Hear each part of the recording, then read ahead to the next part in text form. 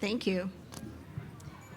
Well, so thank you very much, Greg, for introducing us. And I feel very honored to be here with these amazing women who are doing so much in this space. I'm very, very honored to be up here with you guys. So we'll introduce ourselves a little bit, talk about what we do, and what we're hoping to bring to you today is a little bit, three different perspectives on the patient experience and how important that is using XR and that patient's experience for the patient's progress and for adoption and so on. So we have three perspectives: the clinical perspective, academic, and more on the implementation side. I'd love to start with Julia. Would you please tell us a little bit about what you do? Hi. Okay, it's working. I'm Julia Scott. I have a lab at Santa Clara University in the bioengineering department, and I'm coming to this as a neuroscientist and working in health research prior to that. So what we're really doing in the lab is looking at that intersection between neurotechnology and wearables, immersive technology, and the applications in healthcare to develop novel interventions using those technologies, and also using those technologies to evaluate what the human experience is in these interventions, the therapies, the diagnostics, and so on. So not just relying on the user report or a change in a symptom, but what is actually happening in the brain, the mind, the body during a VR experience.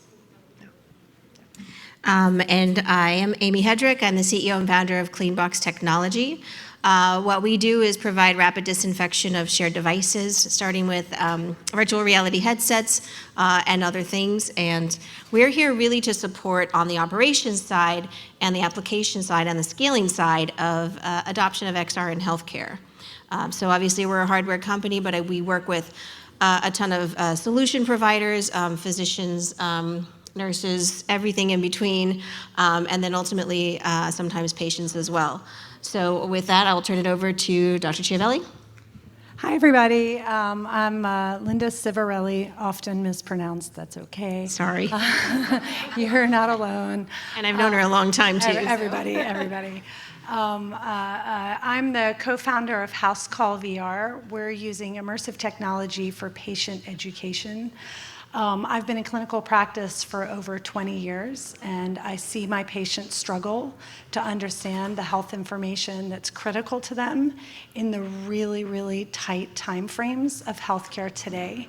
I think most people have been to a healthcare provider appointment and left feeling frustrated, feeling like your questions weren't answered, or maybe you were hurried out.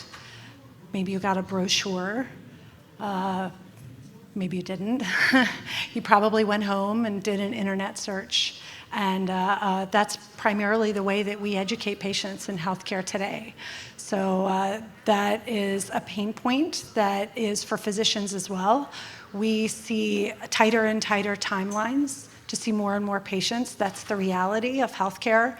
I'll routinely see 25, 30, or 35 patients in a day, and that's required. That's not me personally, that's across the system. So how can we leverage immersive technology specifically in that space for patient education and engagement is what inspired us to found House Call VR. Incredibly excited to be here with these two fantastic ladies and to be the clinical person up here and to stand in for all of my other clinical folks out there. I see a couple in the audience that are here to understand that. So what I'll do is, I think we're going to do this sort of in a little bit of a conversational way.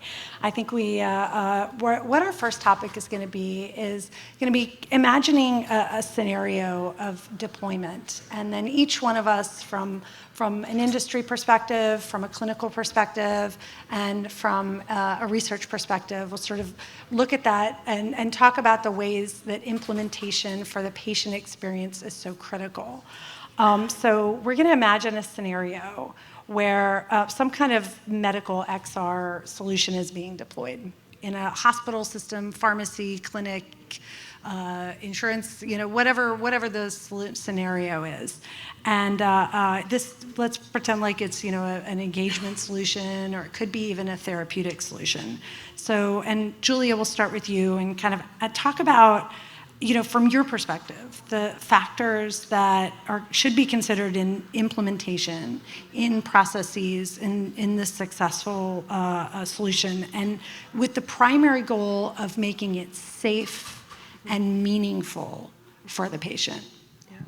So, where a role like mine would come in is at that piloting phase, right? So you're getting ready to put it into a clinical setting, and you want to be able to anticipate what are the challenges you're going to see there. And the previous panelists on the mental health care side talked about that piloting and iteration process, where you go in with something pretty simple, get that patient feedback, get the clinician feedback, and revise till you get it to a point that it can be deployed with ease without causing harm to the patient.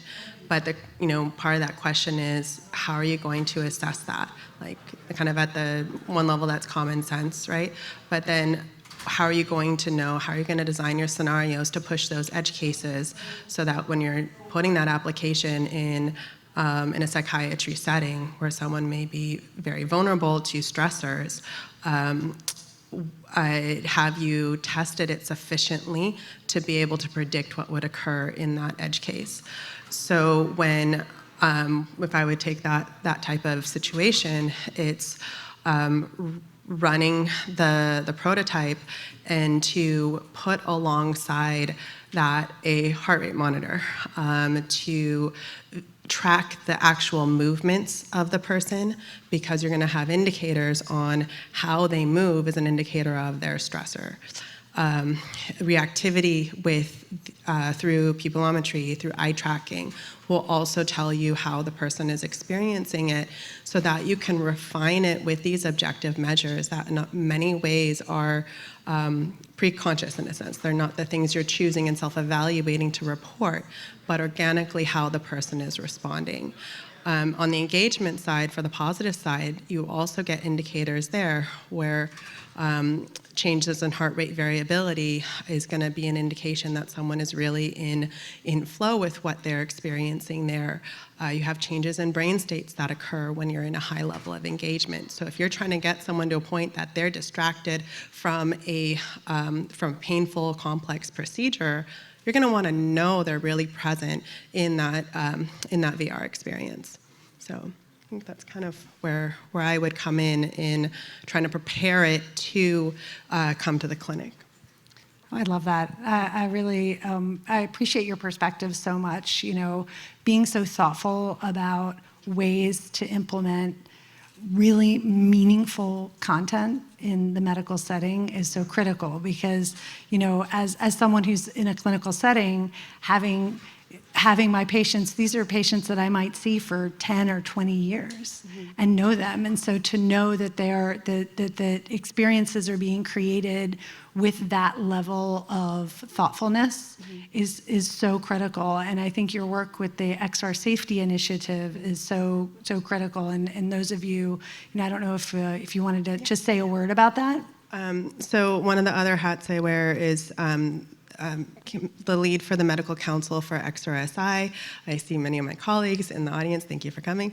And what this nonprofit does is do the research and the advocacy around data privacy and safety standards with emerging technologies, beginning with XR, but expanding out to other emerging technologies that intersect with XR, whether that be AI or or the wearables, getting that biometric data, which, as I described, is so valuable, but it's also extremely sensitive. So if you're going to collect that information about a person, you have the responsibility to handle it appropriately. So XRSI develops guides for developers. We're working on a guide for clinicians at that level of what do you need to know, what questions to ask, who is responsible for XYZ dimensions. That's actively in development. We're about 80% of the way there. So that's what we do at XRSI. In addition to developing those publications, we also provide consulting and support. So that may be working with lawmakers, policymakers, global organizations to provide that subject matter expertise, to inform the people who have to be generalists about, world safety, and we can bring in that subject matter expertise to guide the policy making. So if you look at COPPA, XRSI is consulted on the development of that. So that's kind of where it fits in, and it's really developed by people who have the technical and policy expertise in this area that want to come together and contribute. So it is open. Talk to me after if it's something you'd like to contribute to. So before I get your perspective on this, because I definitely know you have a lot to say on this part, I would want two things that I would add that are, from my perspective as a clinician, are critical to developing anything in the medical XR space, is to consider not just the patient, but the system to which you are deploying. We spend about half our time at House Call VR working on content and the other half working on implementation. It has to work in the system that it's being deployed in. Is there Wi-Fi? Who's going to update the headsets? Who's going to charge them? Are they safe? Are they clean? These are all things that that are as important as the content itself, because if it doesn't work in a system, and a busy system, it won't work at all. I had a hospital administrator say to me about a year ago that I was in long conversations with. She said, "Oh yeah, headsets, they were great 3 years ago, and now we have a pile of them in a closet." And that's not good for anyone in this room or for patients in general. So being really thoughtful about thinking what the system is going to be like that we're implementing in. Passing it off to you. Yeah, so I think it's great to have all these perspectives, and thinking back to something an earlier panelist said, or actually it's this kind of a theme that we've talked about, is XR is a tool. It's there to help a clinician do their work or a patient have a different experience. So when you think about the holistic approach to a patient experience, you want to think about everything that I'm not going to say last names now, even for yours, I might mispronounce it, everything that Julia and Linda have talked about, and that is starting, and that's thinking about this from a long-term point of view. A short-term thinking might say, hey, this is a cool experience, let's try this on. This patient had a great outcome, that's fantastic. A long-term perspective and approach to the entire implementation will say, I don't want to have unused headsets in a closet. So let me start with where Julia is working on the research side. What's needed for the patient? What's actually going to solve a problem? Let's think about how a clinician is going to implement it. Is it easy to use? Is it easy to set up? Does it take 10 minutes to set up? They don't have 10 minutes. So how is that going to be successful from that side? From Cleanbox's side, we work on the hardware management side. So anything from any kind of management of the hardware to are the headsets clean, to are they charged? Where do you put them? How do you keep them easily accessible? How much real estate do you have? You're gonna have to lock them in a closet. How far is that closet away from where the care provider or caregiver is going to be? Can they easily, reach it? And all of those logistical things that let me change the perspective for just a second. Think about a theme park. Well, we're in Orange County-ish area. We're near Disneyland. You go in there, and hopefully you see the magic still, at least the first day. You go in there, and everything is fun, and everything works perfectly, and the rides move smoothly, and the people are in costume, and they don't go out of character. And why is that? You're having the experience that is only possible because of all of the little details that are being done on the backside, all the operational planning that's already happened, all of the people who are taking care of all the problems that happen during the day, and they're doing it at night. So think about the implementation of XR in the same way. You need to think about it long-term, have the planning in place, and come to the people who can tell you, hey, you forgot to think about what happens when the Wi-Fi stops working, or when this little chip breaks and the parts are sourced and there's a 10-week lead time. So think about coming back originally to what we're talking about here. Successful deployment and successful and healthy patient experience is going to rely ultimately on all of us having thought of all those things.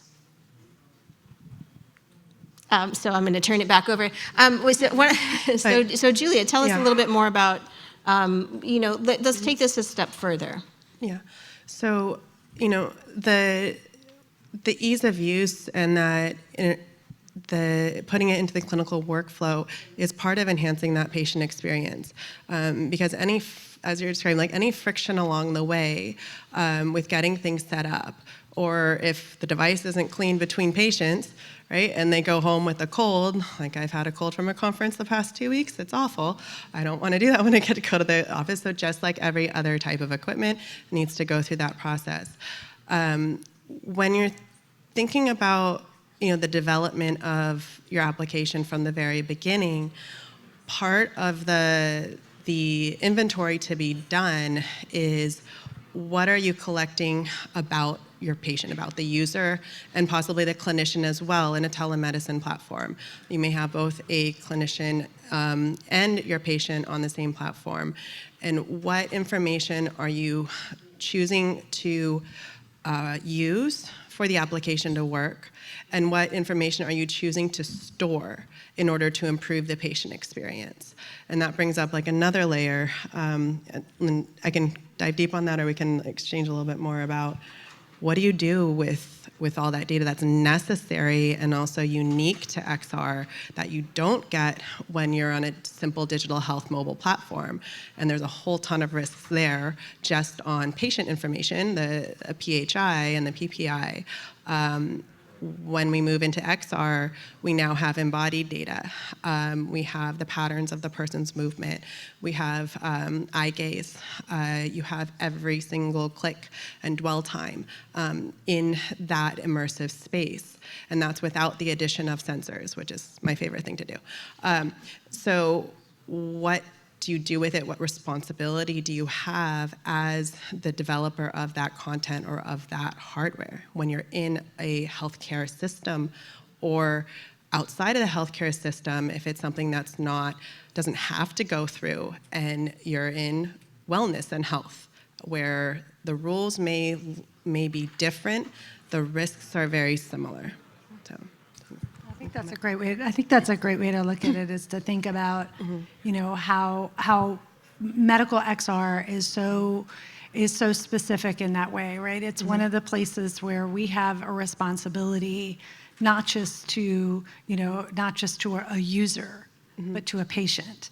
To myself in my clinic, again, those patients that might be my patients for 10 or 20 years, I have a responsibility to that patient. I have a responsibility to their family to make sure that whatever it is that I'm doing, whether it's an intervention, whether it's a surgery, whether it's a treatment or medication, that it is on the whole for the greater good of the patient, and taking into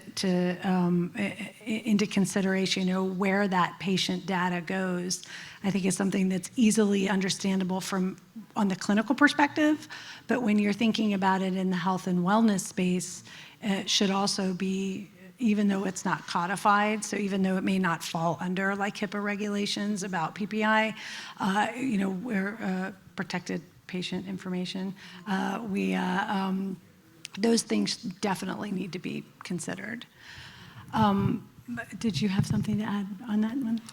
No, I think just one thing, thinking about implementation, because this is, whether you're using XR for healthcare or for something else, a lot of the challenges are the same, because this is innovative and it's technology that's sometimes rapidly changing. How do you stay on the cutting edge of it?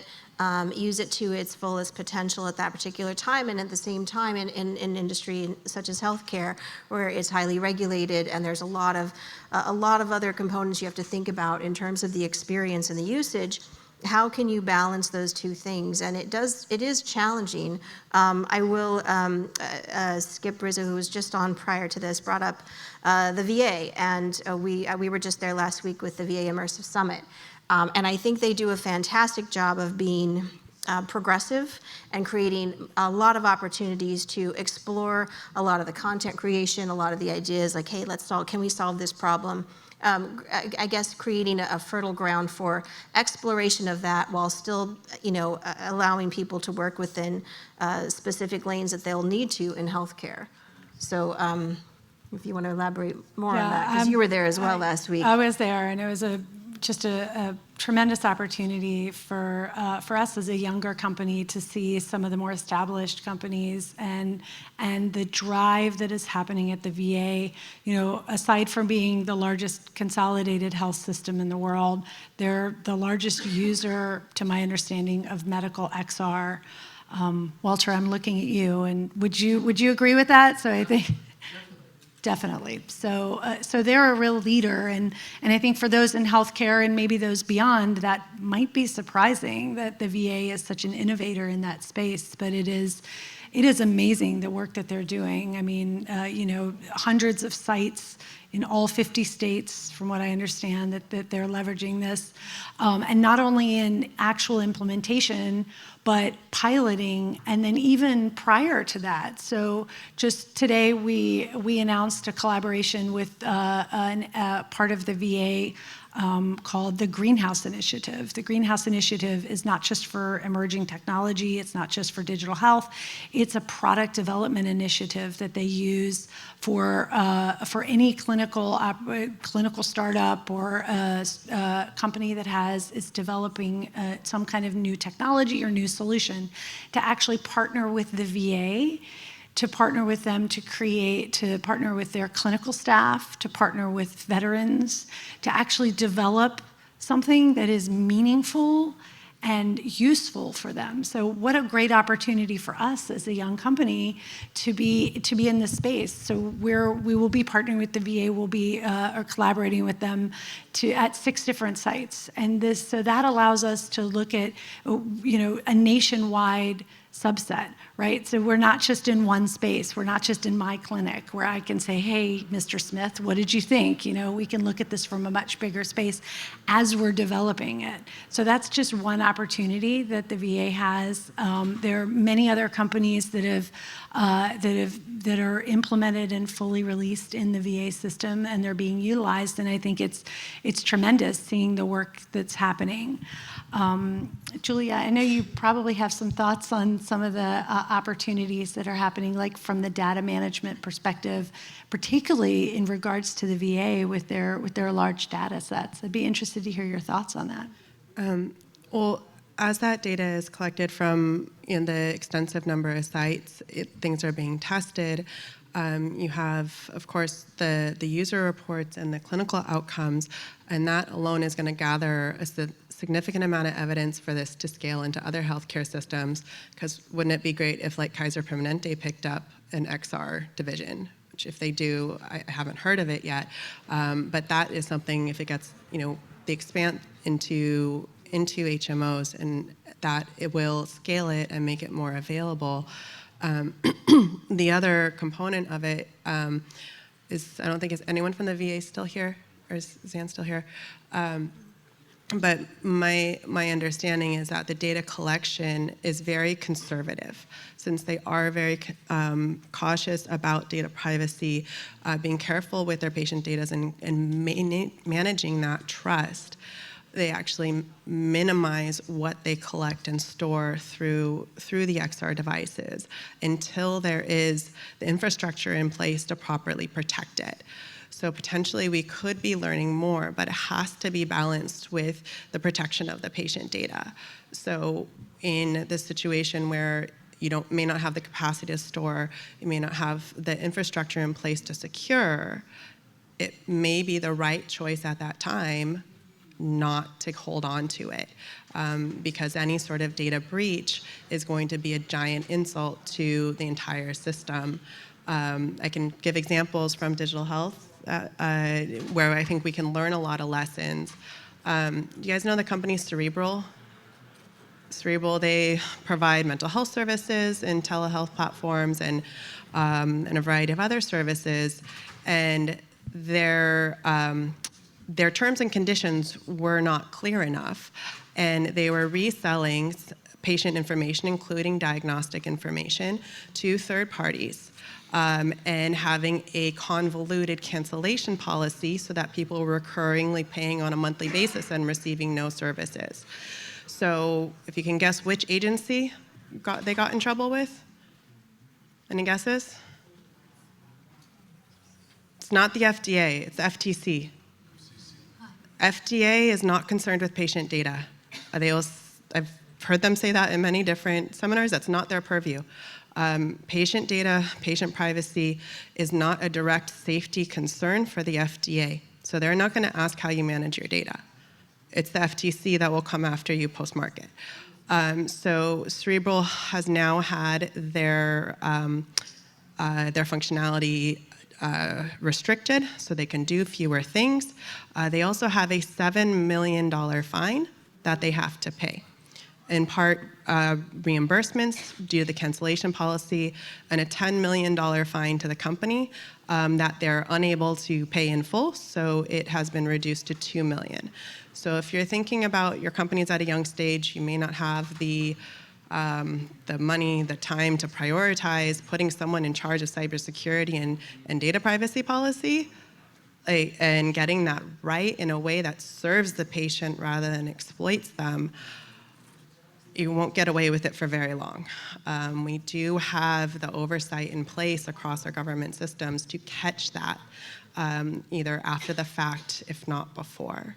So something to consider, because if you create a XR app for anxiety, you inherently have a giant database of people with the anxiety diagnosis without even asking. So if you resell that information, you are passing along personal health information.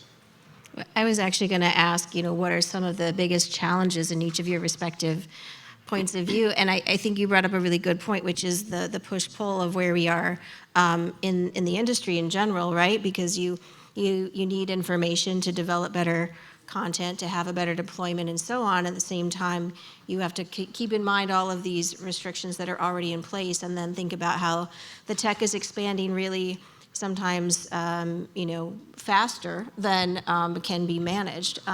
And so there is going to be a push-pull, especially in what, in my opinion, is still an emerging, immature industry that's growing. So would you, maybe that's a question we can each answer, and then if you guys are open to any questions from the audience. The biggest challenge you see, coming back to the topic of conversation when it comes to patient experience using XR. So I'll say, I've said it once, I've said it again, it's about implementation. You have to be thoughtful about who's using this. You have to be thoughtful about the clinical setting that it's in. It has to be fast. It has to be easy. It has to be implementable. If there are barriers, it will not work. So that's absolutely number one. And again, a partnership with the VA is so useful there, because with that focus on creating a solution that is actually a solution not just for the patient, because remembering this is a solution you're solving in MXR, you're not just solving the patient's problem, you're solving the clinician's problem. And so from a value proposition perspective, from a business perspective, you always have to have that in mind. Yes, we're creating better outcomes, but how is that, what's the value proposition there? And how can the person who's gonna make the decision whether or not to purchase this, how is that gonna either make them more money or save them time, or both? And obviously have the desired outcome at the end. So I think clinical implementation is absolutely critical. You heard me say it once, you'll hear me say it again. My keyword would be trust, to build something that is worthy of an end user's trust. When you're thinking about creating something in healthcare, you're in some ways inherently working with a vulnerable population. You have someone who is seeking care for a disease condition, for something that's negatively affecting their quality of life, and in a way putting them in your hands for that solution. So the degree of trust you need to build is pretty significant versus a VR game, right? Even though that might collect a lot of data on you, the hesitation to adopt often comes down to that trust. So how can you demonstrate that what you have built is a trustworthy solution with the patient experience, making that a great experience, an effective experience? What's your evidence? How are you reassuring the user that you are, I'll harp on again, managing their data appropriately, whether or not you're technically in a medical system? And so that it can reach those you're actually trying to serve. Yeah, and I agree with both of your comments. I think when it comes down to it, I like to think about it as tech as a second skin, right? You're using this to enhance something or to better an opportunity. And if you think about it that way, whether it's the practical, does this feel like a second skin? Do I want to keep this on my head longer than a couple minutes? Is it helping me? Does my healthcare provider actually, do they love doing this? Are they using it in an effective way? Those are all the things to think about to answer the question that I pose in terms of barriers. I found that sometimes, especially in healthcare, it can be a long process to get something from proving the value of it to taking that value then as a champion in your space and getting other champions on board. And once you do that, expanding that program. And, when a champion leaves the space, it hopefully won't die with that person exiting. And that happens a lot. And that's unfortunately where a lot of innovation dies. Innovation dies between the point of great ideas and big possibility, and then actually executing it and scaling it. And so I think when we're thinking about this, it's something, whatever your role is in this space, it's something you can actually, have an impact on in terms of your own hospital, your own system. Thinking about it in that way. That's awesome. Thank you so much. Does anyone have any questions? I think we're probably just about at time, and I know it's the end of the day, so we can do one or two. One or two? Yep. Any questions from the audience? In the back? I'll run back up for you. Data privacy. Thank you very much. Data privacy. Within the US, around the world, where do you look for the highest standards to operate by, not just the minimum for FDA, FCC? Well, you don't look at the US. The EU, for consumer, of course, has the strictest guidelines. For a healthcare system model, the NHS, in some domains, in the digital health XR domains, is actually setting a pretty good model on standards for anything deployed within the NHS in the vertical of digital health. You guys heard of the NICE checklist? It's a good guide to follow. Yeah. Anyone else? Anyone else? Last questions of the day? One more question. Walter? What are you most excited about? There we go. In the near future, what are you expecting and what are you most jazzed about? I think you've done a great job of addressing the concerns, the constraints, the barriers, but it'd be great to hear what you're really pumped up about. Anyone else want to start? I'll start. So what I'm really pumped up about, Walter, is that seeing so many solutions that are at the cusp of moving past proof of concept. I think that is so exciting. Like the work that you've done, we all stand on your shoulders, truly, and your colleagues. Working past that, doing the foundational research, the work that you're doing, moving past that, thinking about how do we implement this. So for me, the most exciting thing is and looking at this room, seeing friendly faces of solutions that are coming to market and the opportunity that we have to change the way patients interact with their health. And that's beyond just digital health. This medium is a completely different way for us to transfer information. We started as humans speaking, and then we moved to two-dimensional representations, whether it be drawings on cave walls or two-dimensional representations even in the digital age. And that's the way that we communicate up until right now. We are right now at this moment. And is it now? Is it in a year? Is it 5 years? Or maybe more? I don't know. But we will change the way that we share information. That will fundamentally change. And so to see that evolution happening right underneath us is pretty awesome. I'm excited to see a lot of, moving, people sharing information, people sharing their success stories. And people, when I say people, I mean a lot of startups and a lot of small companies and sometimes individuals who are taking something that's very near and dear to their hearts or their lifestyles or their family and trying to make something of that. And I love the collaboration that I see. I think that is critical to everybody being successful. And I love seeing that. And I love the fact that I've been coming to this event since, I guess, 2018 or 17. I love that finally these last 2 years, I love seeing all the people that I already know, but I love the fact that I am meeting so many new people because that means that there is, there's an uptick on interest and investment in the space. So that's very exciting for me. Maybe it's just being inspired by walking through the expo hall, but I'm really excited about the maturation of the devices themselves and their capabilities, and that they're actually getting easier to use and creating an experience that truly is immersive, moving beyond the layer on top of our physical world to it really being integrated, and that just opens up a wider set of possibilities of what can be created, and taking that creativity we all have in us to really rethink what therapy can be.